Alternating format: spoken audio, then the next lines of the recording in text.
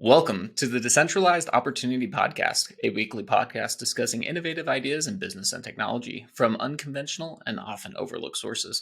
I'm your host, Tanner Lytle, here with your other host, Wyatt Carson. Hello. Hey. Oh man, so we're racking up the interviews on this podcast, and this will be 18, 17? 17, I believe. 17. That's fantastic. So we got a pretty cool interview set up for today.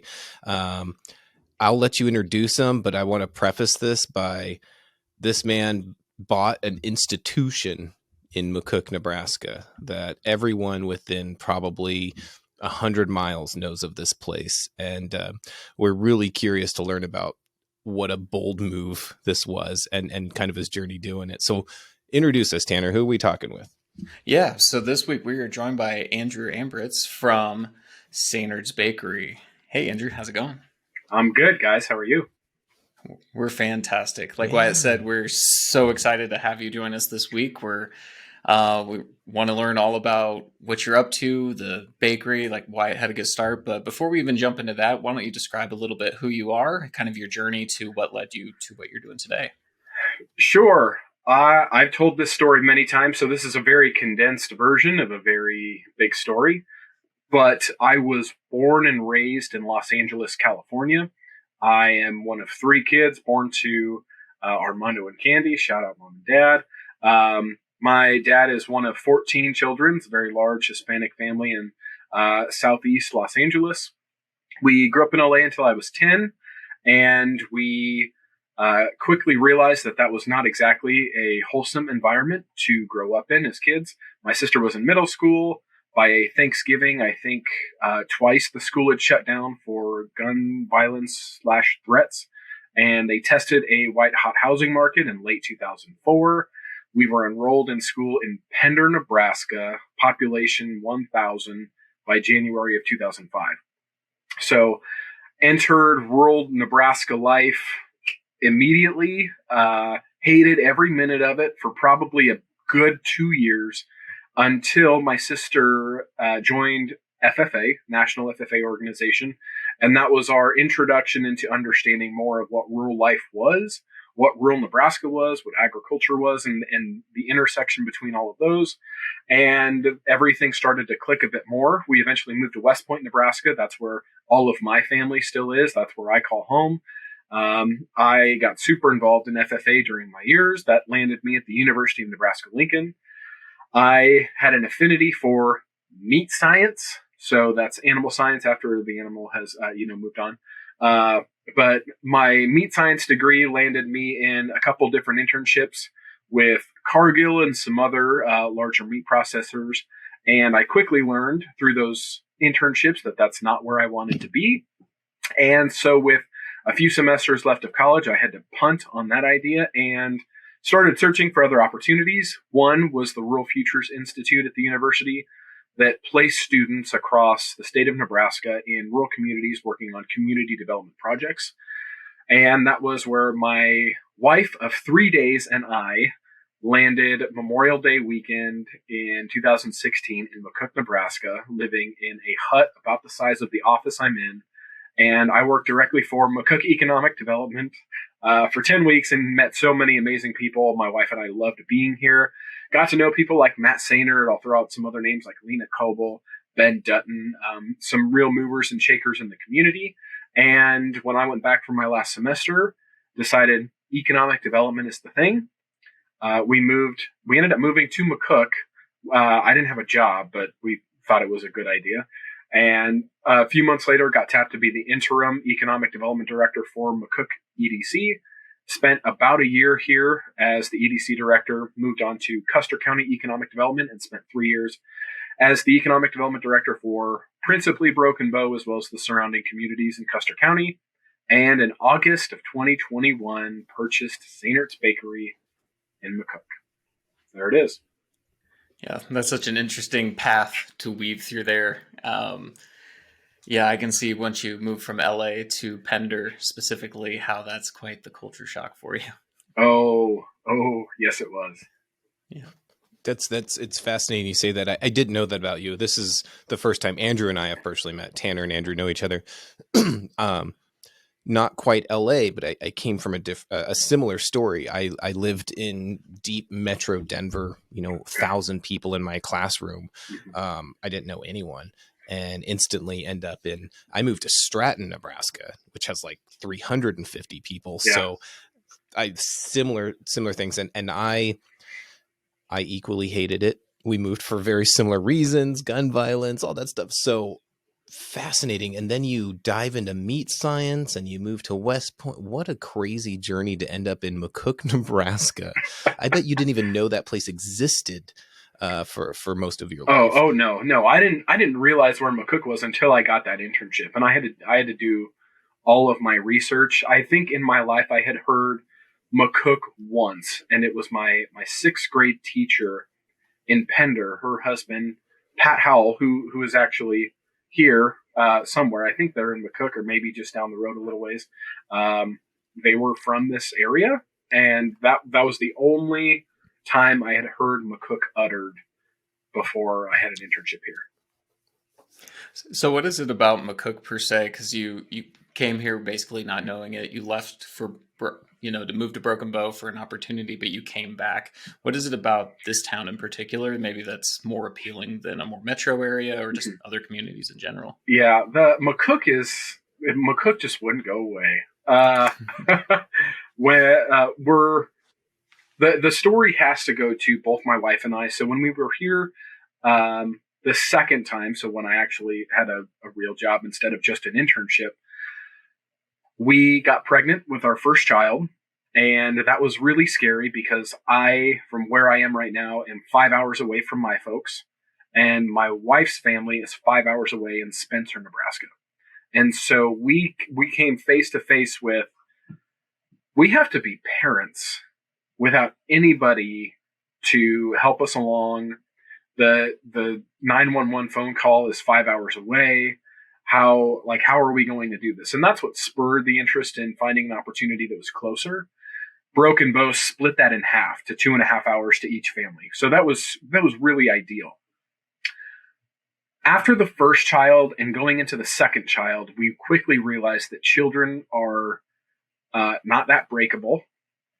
And so as we started to really get into this rhythm of child rearing and breaking our own stride as a couple, both as parents and then financially, that's a big part as well that we can come back to.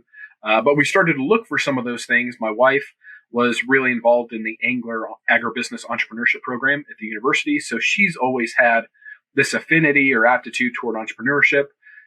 Myself, just being around it so often, being in economic development, I always knew that was a path that was interesting. And so we had actually started to look for some opportunities, and McCook, like I said, just wouldn't go away. So even during our time in Broken Bow, we would take trips back here to come see good friends of ours, whether that was Matt and Shelley or the Coble family or Brad and Charlene Riemenschneider. Like we would come back and we would try and fit all of these people into 36 hours between Friday night, Saturday, so that we could be back Sunday at a decent time. And we didn't pay any mind to the fact that we had to lug 2 children around with us. So all of that, we never really left McCook is what we really came to, because we loved the people so much and we loved what McCook did for us, which was a huge safety net coming out of college, a rapid integration and connection to the community, more than just superficial relationships like here are some good places to eat. It was here's somebody to go talk to, or go talk to this person. You need to meet such and such. And that weaving of that network, I think, is what really put this right up against any place that we've lived before. I've moved all over the place. My wife has lived in one place, and for her to look at McCook and say, oh, I'd rather be in McCook than my hometown. So, that was always on the table, but to choose McCook, it's because of the people that we've had the opportunity to get to know at a much deeper level than just, I know your name and I know what you do. So that's really what gave us the green light to say, this is a really good opportunity we should pursue. That is the strongest endorsement from McCook I've ever heard, and that's an awesome story. Thank you. So let's dive in a little bit to economic development. How do you stumble into economic development? When you have literally nowhere else to go, and you've applied for, I think I had applied for 6 internships in the meat industry and got told no across the board. The 7th one was the Rural Futures Institute, and that was just one I couldn't say no to. I was pursued by Dr. Lindsay Hastings, who's a wonderful mentor and friend of mine at the university, and she said, "You have to do this thing. It just fits." And I believed her. I convinced my wife, who I married on Saturday, May 28th, and we moved to McCook on Monday, May 30th. And I started a 10-week internship. I went straight into the weeds. We had a brand new economic development director, Kirk Dixon. So he and I basically lockstepped in getting to know the entire community. Ben Dutton, who was had been in the community for some time, he was my, I need help, Ben. Where do I go? And from there, it just trickled. Somehow, my wife and I found ourselves on a BNSF passenger train. BNSF was doing some sort of charitable event, and we wind up on a train with Jake and Lena Coble. And within 10 minutes, Jake and Lena introduced us to Denise Gary.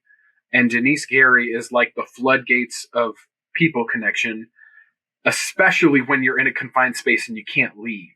So we were on this train for the duration, and Denise made sure that we met and shook hands with everybody on that train.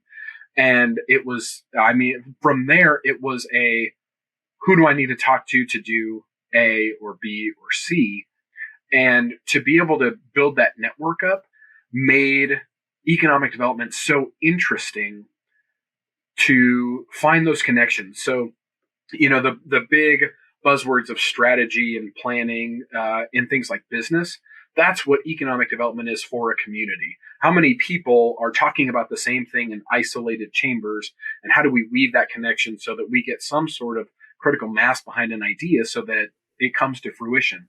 And if there is an idea, it's at critical mass, and we reach a barrier. Let's say, what's the barrier, and how do we move past it? And that's where economic development basically jumps from one project to another, trying to bust through a barrier or step around a barrier.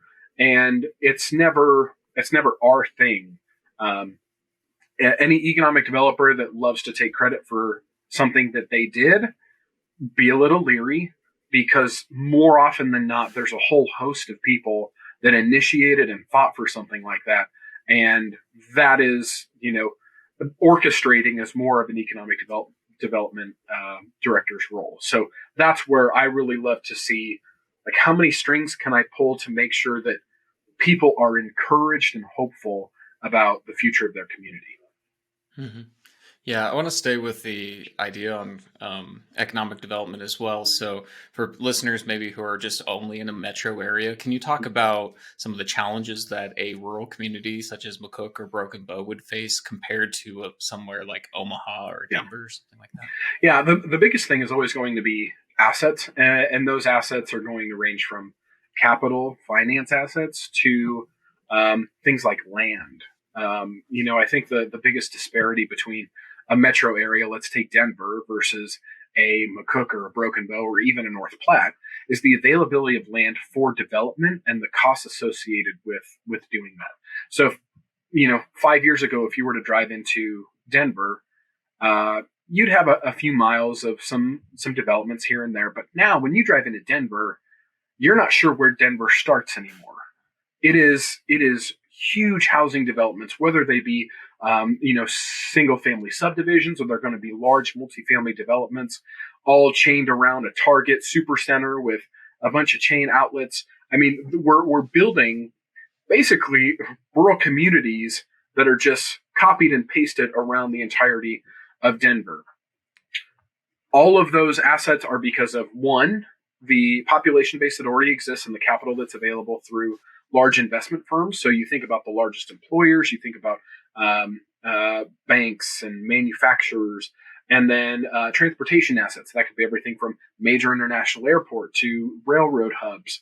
How many different railroads are stopping through those hubs? And then other sorts of logistics. So trucking, how many interstates and highways do you have access to so that logistics can do their job and do it effectively? All those exist in a metro area. And the larger the population, naturally, you're going to have more capital assets. You're going to have more people assets, human resource assets to kind of fund those things. So a metro area can go recruit a 2,000 person manufacturing facility because they know they have 2,000 people. McCook's population is 8,000. I don't know where you're going to find 2,000 people without robbing them from somewhere else, right? And unless we're going to put the school to work, we're going to come up real short. So flip it over to the rural community, much smaller assets, the land assets. We are an agricultural state, correct? So without doing a trade-off between productive agricultural land assets and like a manufacturing asset or commercial development asset, we have to play that game. And what is the true value? Is it better suited as productive agricultural land, or is this an opportunity that's too good to miss to do some sort of commercial or industrial development? And that's a long-standing kind of rub between two parties, and it makes it difficult to try and go search out more, let's just say, commercial or larger investments that's going to create more jobs. Without the jobs, less paychecks. If we don't have as many paychecks, we don't sell as many goods. If we don't sell as many goods, we don't have as much sales tax. If we don't have as much sales tax, we can't do necessary improvements to our own infrastructure. Without necessary improvements to our infrastructure, we don't have the other, transportation assets or any of those other assets that a company we're trying to recruit would be attracted to. So it's just this vicious circle of how do we keep up and continue to grow while bumping up against some of these ceilings that we have, whether that be capital assets, housing assets, people assets. So it's you hit one ceiling, you shift over and try and hit the next until a project comes to fruition, and we really have enough critical mass to make progress in one of those big buckets so that we can move on to the next one. I guess I had no idea how involved economic development can be. When I hear economic development, I think, oh yeah, they build like skate parks and stuff, right? That's fascinating, honestly. It sounds like professional problem solvers and, deal makers. I love the concept. It is even down to the skate park. I came in a few years after Rex Nelson in that project, and so I've looked over the project notes and I've looked over how that whole project came to fruition. And Rex was a big proponent of it. And as best I can analyze, that was maybe half his time. And there were so many other things that he was working on in the background, but so many of those things you don't see because you're helping other people along and into this project. And how do you predict the speed of progress in some of those instances? So it's tough. It's really tough. They're always board positions. So we have a board that we answer to. They're the ones helping us make decisions, govern, fiduciary duty. So we're always trying to play all these sorts of cards, and that is progress. We're managing an organization, so we have an obligation to steward funds and steward memberships, sometimes tax dollars. So you're managing an organization, managing volunteer people, and then managing all of these projects. And it just gets so big sometimes. But it's so much fun. So why wouldn't you do it? Yeah. And the thing too, it's really nice is because it is a smaller community, you as an individual can make more of an impact. Off of those things. Like you're saying with Rex, like he fought hard to get that skate park, and we have a skate park. And again, so many times in these larger communities or these metropolitan areas, you don't really have that sway of influence potentially that you would in a smaller community like we have here.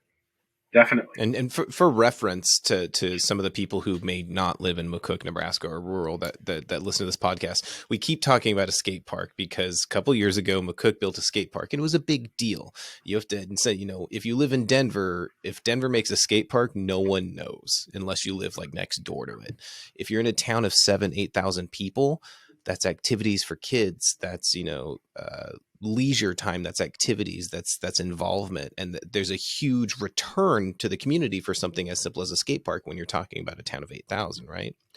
So I just want to clarify, we talk about skate park, but we're being very serious. In a town that size, it can have a huge impact on the community.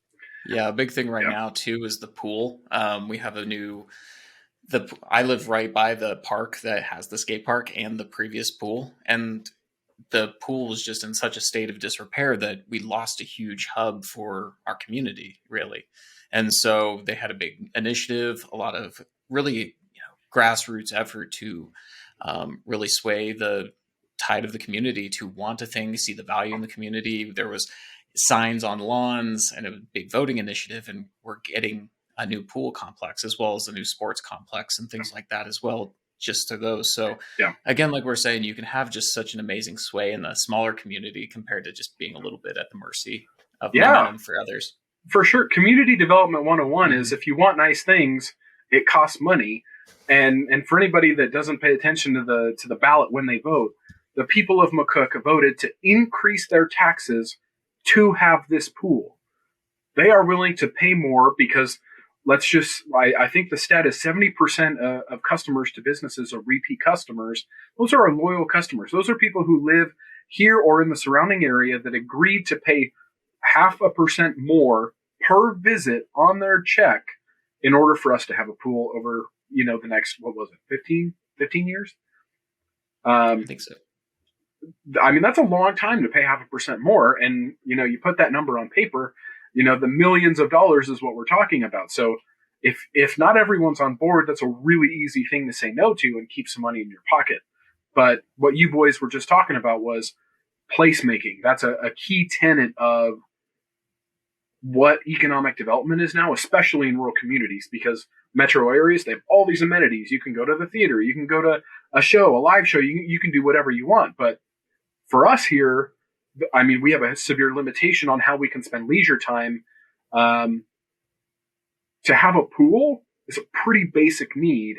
And to have a skate park, that's something that most rural communities in the state of Nebraska just plain don't have. So it's another hedge over another community that somebody could choose to live.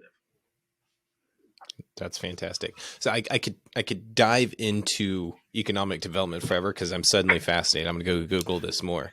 But your opinion, and then we'll move on. McCook, in my opinion, I left McCook in 2009, I think, give or take a few months here and there. Since 2009, I feel McCook has grown in terms of businesses and opportunities, things like that. You moved your 3-day married wife to McCook. And how long ago was that? That was 2016. 2016. So 7 years ago. From 7 years ago to today, do you see McCook growing? Do you see the impact of what I consider a pretty tight-knit community who really wants to see themselves succeed and to grow? Do you see that? I see a community that's not going to lay down and die, regardless of the circumstances. Don't get me wrong. There are levers and pulleys. Some things will suffer. Case in point, the pool. It's been obsolete for 2 years now, I believe. So McCook hasn't had a pool. That's a pretty significant deficit to a community, but there's other things that we have going for us, right?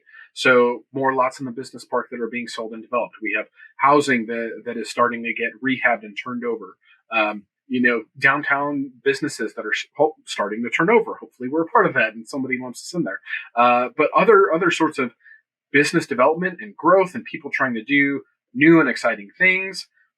As long as there's progress, as long as people are trying, I have a hard time believing that any community is going to go downhill. Back when I was in Broken Bow, John Sehnert had this phrase, and it's what economic development was founded on. And it is, if you're not growing, you're dying. It's pretty cliche, but it is entirely too impossible for a community to maintain its current level. So the indication of a community's health is almost entirely driven by the number of people trying to do something new to improve their community. If you can spot those people, and there's a good handful or a few groups of them, that to me is a healthy community, because those people aren't willing to just lay down and let life happen to them. Mm-hmm. Fantastic. So to move on, but keep on the subject of community and certain establishments or that are kind of the bedrock of the community, Sehnert's Bakery is one of those. It was been a family owned for generations. And then you, as an outsider, are buying into this business, the heritage, the legacy of this. That seems like, one, extremely intimidating. You're not starting from ground zero. You have this thing that is beloved in this community. There's a lot of responsibility with that. Can you kind of tell me and Wyatt and the audience here about that journey? Well, it's terrifying. I can tell you straight up. We won't mince words. It was. I mean, at certain points we had these revelations of just what we were getting ourselves into. So the process of starting the conversation to actually purchasing the bakery was really quick in terms of how most business deals get done. It was about 6 months between first contact and when we purchased. And I can credit my background with a lot of the speed with which we were willing to go, because of my familiarity with getting other people's business plans set up and financial projections and people to talk to about how to set up deal structure. All of those assets were within 1 degree of separation from me, as opposed to, Tanner, if you want to start a business, you'd go to economic development. Economic development would connect you with such and such. So it's a communication game that we got to bypass because I had those people in my sphere. But as we were going and checking off boxes, it got more and more real that who am I to try and do this? A business that's been here since 1957, started by Walt and Jean Sehnert, passed on to a 5th generation baker in Matt Sehnert. Sehnert's dating all the way back to the 1800s when they came over to the United States. Plainview, multiple Sehnert's bakeries across the Midwest. My name is noticeably not Sehnert. What is happening? And acknowledging that there is a generation that chose not to come in. So how do we do this? I don't know. We're still trying to figure it out. But we knew that we wanted to respect and honor what was built. So everything that we're doing now, we're standing on the shoulders of Matt and Shelley and Walt and Jean and all the Sehnerts before them. So by no means do I intend or will I ever take credit for what has been built before us, because it's just a monstrous business when you start to peel back the layers and what this place means to people beyond just the food that is served. That's what captured our hearts when we were here. Is my wife works from home, so her job is wherever her computer is, as long as a decent Wi-Fi signal. The first summer we were here, we didn't have nothing for internet. So her office was right there in the Bieroc cafe, and she was on a first name basis with the coffee club that came in the mornings. So that was the first door that opened, and it's because of what this place means to the community. I always tell people, when you come to McCook, Sehnert's is the inflection point. Your day could be going one distinct way, and when you come in, take a seat, you happen to have a conversation with someone. You happen to see someone. They happen to make a mention about like nice hair, nice shoes, something, or the song that's playing while you're here. It has a way of changing how you feel in the moment, so that when you leave, it feels like you had a day off. It feels like something has changed. And whether that was the conversation or the music or something, your ability to just change the trajectory of your day because you stepped in this building. And it doesn't just happen to visitors. It doesn't just happen to locals. It's pretty much everybody. I've seen grown men cry in front of the donut case. I mean, stuff happens when you step into Sehnert's Bakery. Yeah, you brought back the Tutti Frutti, and I just remember my childhood. The Tutti Frutti is a cult favorite. I mean, I don't say that lightly. Like, it has a cult following, and days we don't have Tutti Fruttis, I hide my face because I don't want people to come after me for not having Tutti Fruities. Yeah, can you describe to the audience who maybe doesn't know what a Tutti Frutti is? I'll do my best. So a Tutti Frutti, so first, historically, Ivanhoe's Bakery is the one that originated the Tutti Frutti. And Ivanhoe's was another bakery here in town. And when we took over, we heard stories about this Tutti Frutti. So we've recreated it. I don't know if it's exactly right, but it's close enough that nobody has told me otherwise. We make a buttered cinnamon roll. So it's basically a buttered roll without cinnamon. And it's basically a blank canvas. So we take that roll, proof it like it's a donut, fry it like it's a donut, but it looks like a cinnamon roll. We make all of our icings in-house. So all of our recipes go back to the piece of paper that was printed in 1999. And it's a vanilla buttercream frosting that we lather over the top to a nice thickness. And then we use a strawberry or a blueberry jelly. And then we mix that around inside of the buttercream. And that right there is a strawberry or a blueberry Tutti Frutti.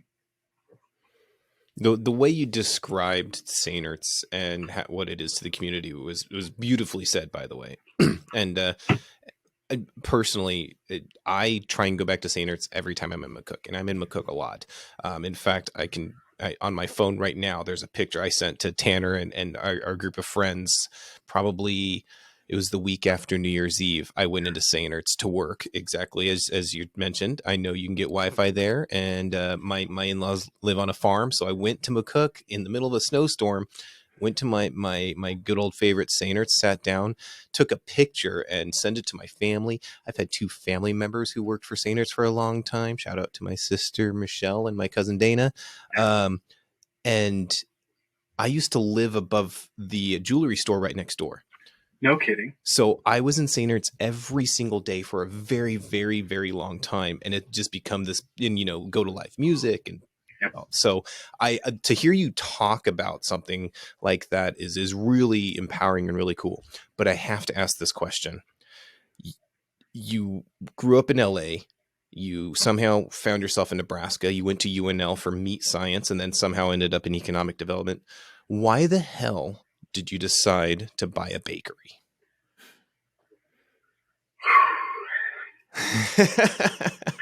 All right. So there I was. It was a fateful February. It was a Tuesday in February. I kid you not. It was a Tuesday in February at approximately 8:30. I can show you the text message. And I get this message from Matt. And Matt has sent me random messages prior to this. Just, hey, how's it going? But this one in particular, I was about to get on a Zoom call. The whole family's asleep upstairs. And this message says, are you ready to quit your 9-to-5 and start your entrepreneurial journey? And I was about to get on a Zoom call and I said, ha, sure, Matt, tell me all about it. Give me your pitch. I set my phone down, face down, off to the side, and he goes to work. I'm on the Zoom call. I flip it over. I've got like 3 messages. And I said something to the effect of, I'll screenshot this and share it with Alex, or I'll tell my wife and we'll talk it over, with no intention whatsoever of actually telling her, because it wasn't a real thought. About 36 hours goes by. It's lunchtime on Thursday. And in that time, I've been kind of daydreaming. Oh man, I wonder what that'd be like. So I bring it up, and initially my wife is pissed. How could you not tell me right away that you were doing? And as soon as that concludes, she says, so what'd you say to him? And my response was, well, I didn't say no. And that turns into, we send Matt a message. Can you guys get on a phone call this weekend? So we're on a phone call, me, Alex, Matt, and Shelly. And are we serious? Are we serious? Are you serious? Are we serious? How serious? Like on a scale of 1 to 10. And at the end, we're all serious, and we make plans that our family is going to come down here to McCook, and we're going to stay with Matt and Shelly for the weekend. And we try and make it as covert as possible. We don't tell a soul where we're going, why we're going, nothing. And we just spend time with Matt and Shelly to test ourselves. I mean, on each end. is this really real? And Matt and Shelley did a wonderful job of anchoring our expectations, but also letting us under the hood of something that we've perceived from the outside for so long. In addition, as an example of anchoring our expectations, Matt was reenacting a huge breakdown at a catering, and he's reenacting this employee who thinks the world is ending, and he's like on his knees in the floor of his living room, like, no, how could this happen? And like with the intention of this is how bad things can get. And he hops back up in his chair and he looks at us and says, so what do you think? And I look at him, I look at my wife, I look at Shelley, and I look back at my wife. And I hope you have a bleep button on this podcast. But I look at her and say, we're going to buy this freaking bakery, aren't we? And that was the start of the boulder down the hill. As much as those things like frightened us, like, gosh, can I do that? It was equally as, that sounds fun. That sounds like a life, an enjoyable life. Not that everything else isn't enjoyable, but to take that and to hold the reins in those situations and to coach that person or to make that deal, to make that thing, whatever it is, that was enough for us to go, that's it. That's something that we want to create with this life that we've got. So 6 months of basically me having a second job outside of economic development. I would do economic development, come home. I would business plan. I would financial projections. I would go through deal structure, and I'd correspond with Matt back and forth. We'd plan trips down, and we made every month count, and we set a wedding date, called it August 2nd, I think, and made it happen. That's awesome. Yeah, so you talked about how this business has been built off of the shoulders of all those come before you. One of the challenging things I would imagine coming into it is how are you going to make it your own moving forward? So can you kind of walk through your steps of what you're thinking about, how you balance that act? Because it is such an established brand. It is all of this heritage, but it's got to move forward too. Yeah. I make jokes all the time, being in this for a year and a half, that no one has chased us out of town with pitchforks and torches. So we haven't screwed up yet. We haven't found that boundary. Mind you, we've made plenty of mistakes, and there's plenty that we've learned over the course of time. But a lot of conversations leading up to it all with Matt and Shelley, and doing as best we can with feedback loops with customers and our staff. So a lot had to be updated or changed from our viewpoint based on how we wanted to run the business. That in the, those first 6 months, I came in with all these ideas and they all went straight out the window. All of them. Every single, hey, I was thinking about doing this. It didn't matter.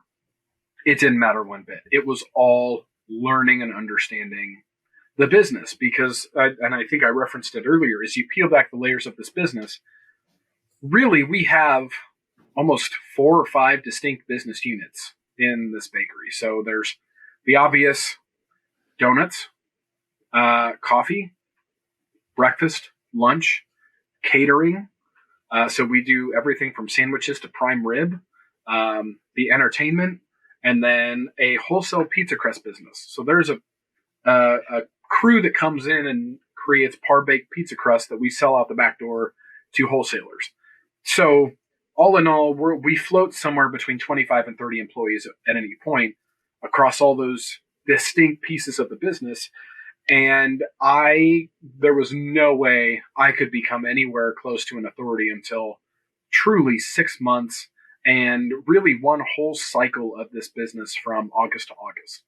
So there were tweaks here and there, a lot of correspondence with Jamie, our general manager, in those first 6 months, learning from Matt. He stayed with us for those first 6 months through December to bridge the gap, because there was so much just institutional knowledge, secondhand knowledge stored up in his brain, Jamie's brain. How do we get it on paper? How do you teach somebody to do it?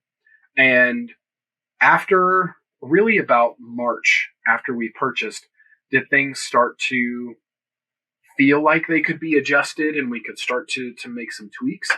And that's where we started throwing stuff at the wall. We had a week. We had a week where we started having different donut flavors on every day of the week. That's where the Tutti Frutti started. We were actually just reviewing some of these food shows trying to sell our pizza crust product. We actually tried an evening concept in the summer last year and had to shut it down because of employees and not having enough help. But we had like an evening concept, craft cocktails and kind of like Spanish tapas, shareable plates kind of concept. And it was great. We couldn't make it go after like high school kids had to go back to school and we didn't have them anymore. But that's where we started to really flex that creative muscle. And then we kind of honed in the fall. And now we have, I think we have a pretty distinct marker of how we make a decision about when to do something. You know, how does it fit our brand?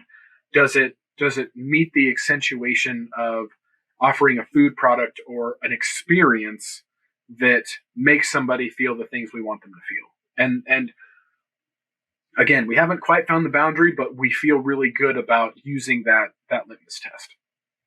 I love the humility part of it at the beginning that you need, because entrepreneurs tend to be like, I know everything. I have the vision. I can see the future. That's the whole part of being an entrepreneur, is you're always looking forward. And there's I will add that humility was not entirely my own. Yeah. I was served that humility also. Yeah, which reality comes at you. And I was just thinking of a story or an example that was someone's in the middle of a field and they see a fence there. And you can be two types of people. You can just be, well, this is in my way, I'm going to tear it down and continue on. Mm-hmm. Or you can evaluate, why is that fence there? Because maybe it does serve a purpose, even though it's not obvious to you at the moment. And so by really, learning the systems, talking to the employees, and most importantly, which I don't think most entrepreneurs and founders really do, is spend a lot of time talking to your customers, really finding their experience, their wants, their true needs, and then start crafting what's yours around that. So you haven't been ran out of town yet with pitchforks and torches, but curious, and please don't name names, have you received any blowback from buying such an institution of McCook? Any comments? Has there ever been a time, and once again, we don't need names, where you felt, did I make a mistake? I'd be lying if I said no.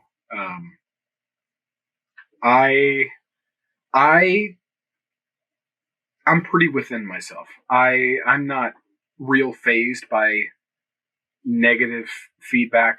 I was fortunate enough to have some experiences when I was younger that taught me feedback, understanding, and being curious about that feedback. Tanner, very similar to what you said about seeking out that feedback from customers, or even the fence example.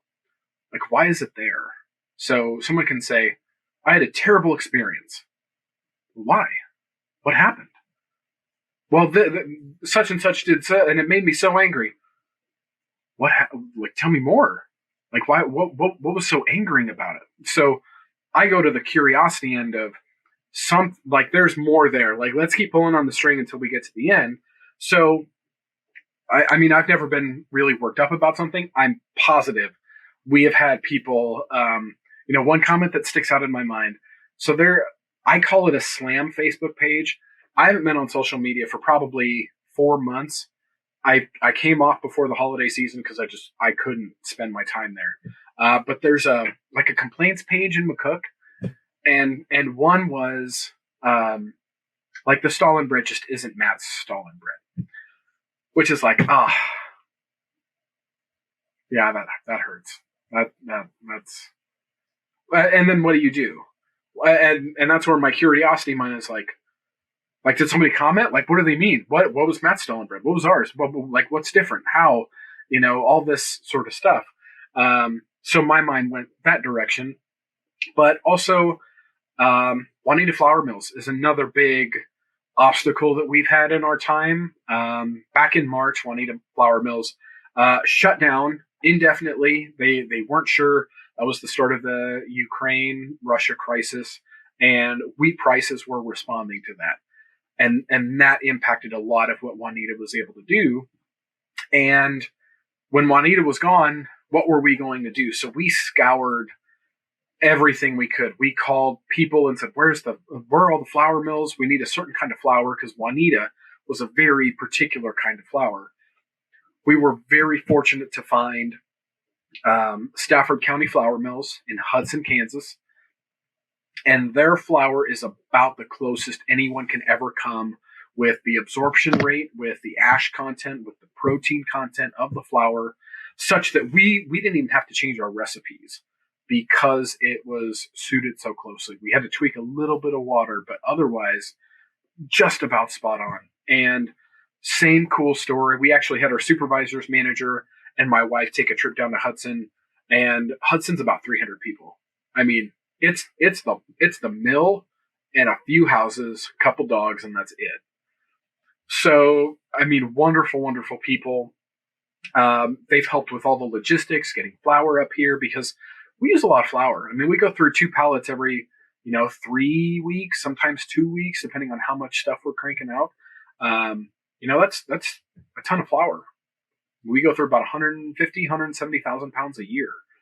So to have somebody that can do that for us is huge, especially where they have a rich history as well. So we're really, really fortunate to have them, but it gave people another reason to say, I don't know, this doesn't taste the same. And we do the best we can. Well, my family buys stolen bread from Sehnerts every year. I didn't notice, but if that's the worst comment you get, you're doing all right. But what you said and how you reacted to it seems to me, and my understanding is a really core tenet of successful entrepreneurs, the tenacity to kind of look beyond those things, but also to dig into the root cause of them, to peel those layers off the onion and understand really what's trying to be said here. This isn't a reactionary kind of environment where someone says, oh, the stolen bread wasn't the same as it was a year or two ago. And you immediately go and throw, the entire recipe out and never do it again. No, you seek to understand. And that's, I think, what makes successful entrepreneurs to not be swayed by comments like that. And once again, if that's the worst comment you get, you're doing just fine. But that's amazing to hear. Yeah, you're not defensive, and you're not defensive and reactionary. You're open and curious. You're open, genuine, and curious with it, because that's where you really get the responses. You're genuinely asking, how can I improve? I want to understand those things. And you're not just yelling at somebody on a 1-star Google review, which is something that if you go through Google business reviews, you see a lot of times owners get into those loops and ruin their days or weeks just off of some random anonymous person. Yeah. I'll sit there for 15 minutes. But there's no luxury of time to sit with it. But it's not possible. I chuckled. I got down here with maybe like 2 minutes to spare, guys. And I can't help but think back to your interview with, I can't remember his name, with Wild Ass Soap. Justin. Justin. Mm-hmm.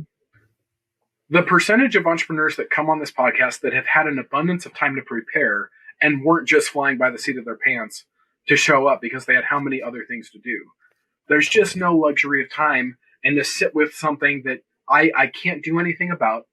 I can shoot a message off, or I can say something back to try and get more information.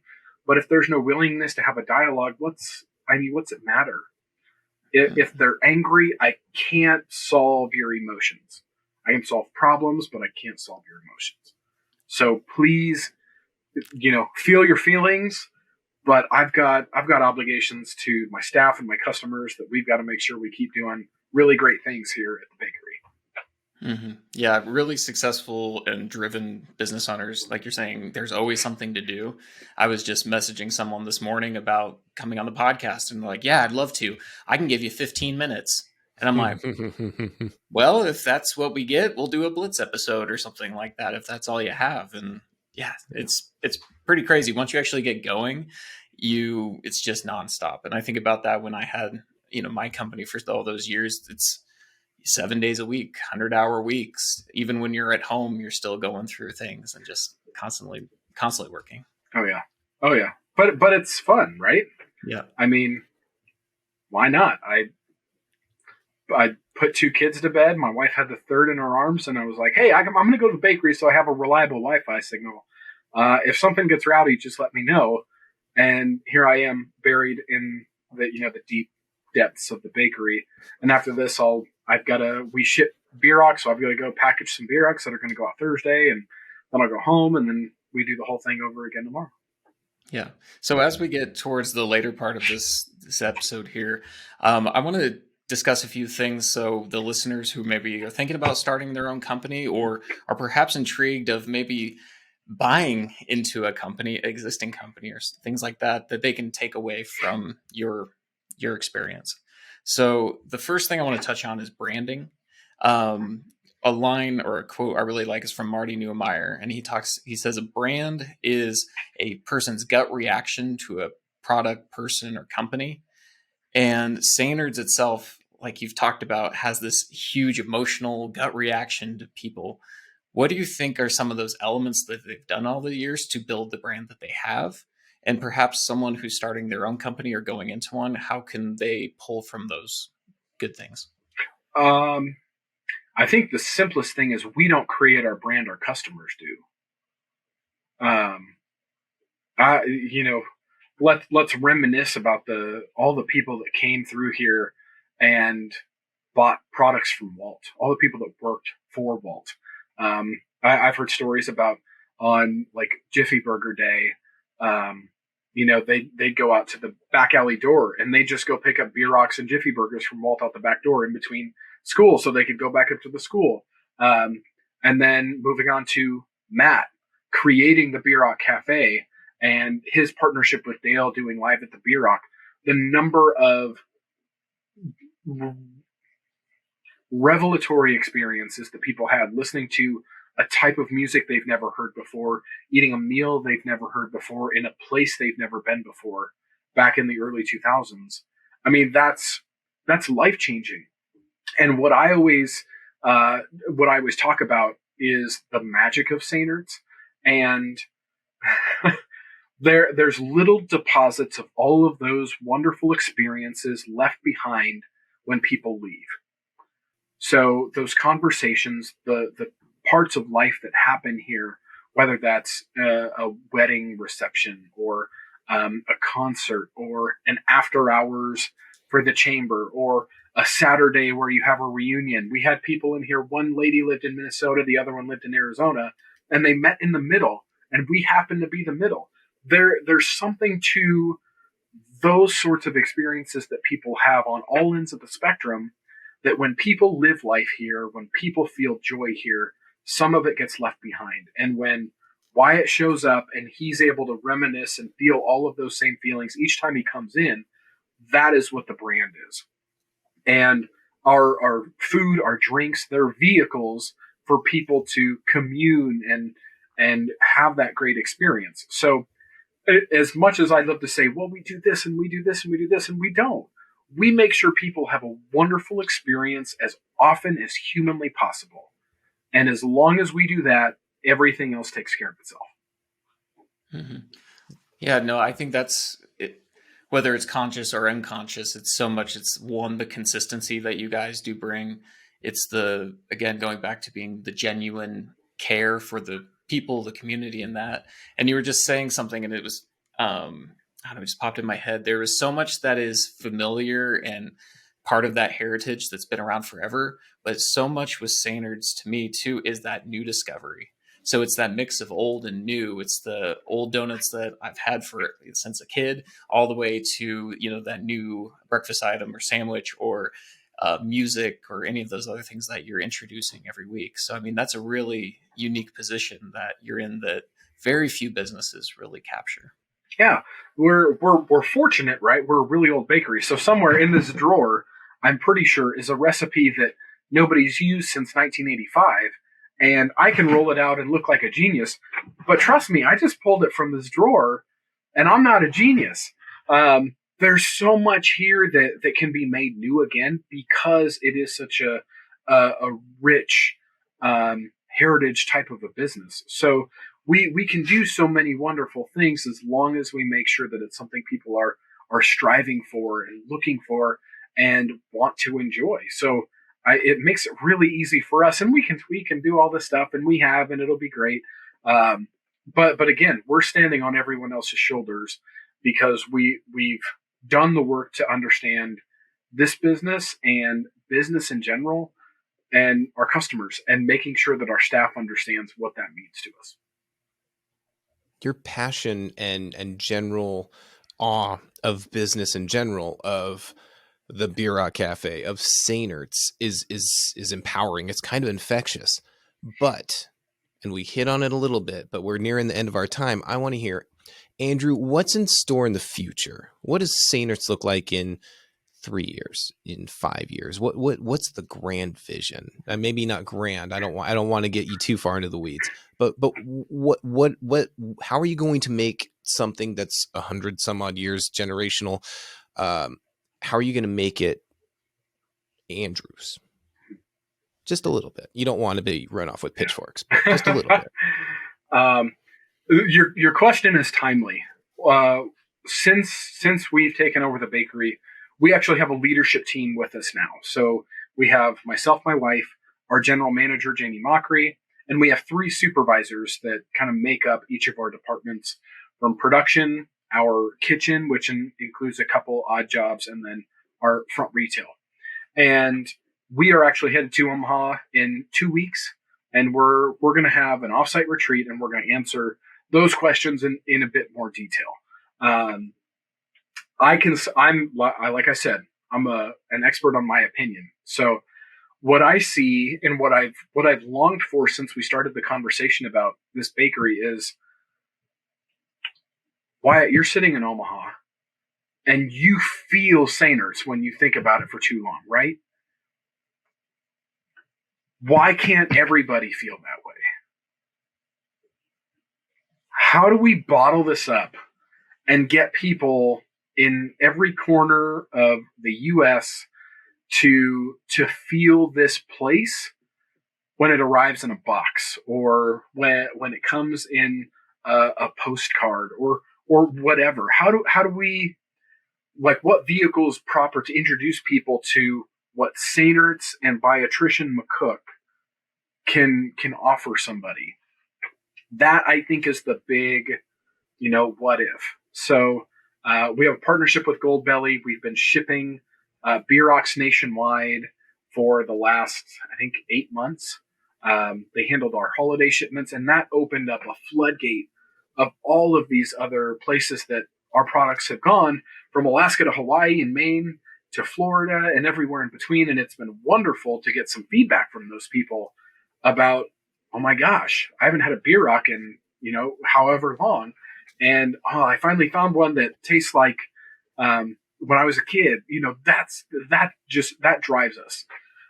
And what we're up against is our own standards.